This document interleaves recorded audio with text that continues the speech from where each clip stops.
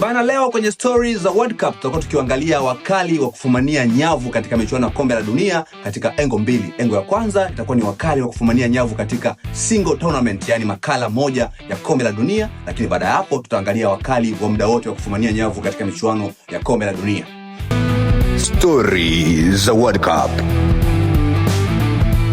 Kianza na wakali wa kufumania nyavu katika single tournament, nambari moja ni Just Fontaine wa timu ya taifa ya Ufaransa, ambaye aliandika rekodi ya kufunga mabao 13 katika single tournament, akicheza michezo 6 na kufunga mabao 13 hiyo ni mwaka 1958. Just Fontaine anakumbuka kufunga mabao mengi zaidi, mabao 13 katika michuano ya kombe la dunia na mwaka 1958. Nambari 2 ni Sandor Kocsis. Huyu ni nguli wa timu ya taifa ya Hungary ambaye alifunga mabao 11 katika single tournament ya mwaka 1954 na kuandika rekodi ya kufunga mabao mengi katika msimu huo wa kombe la dunia. Baada ya hapo ni nguli wa soka wa Ujerumani Gerd Müller, ambaye yeye alifunga mabao 10 katika michuano ya kombe la dunia mwaka 1970 na kuandika rekodi pia katika mwaka huo. Baada ya hapo tunakutana na nguli wawili, Ademir de Menezes kutoka Brazil, ambaye alifunga mabao 9 katika michuano ya kombe la dunia mwaka 1950, wakati Eusebio wa Ureno yeye alifunga mabao 9 katika michuano ya kombe la dunia mwaka 1966.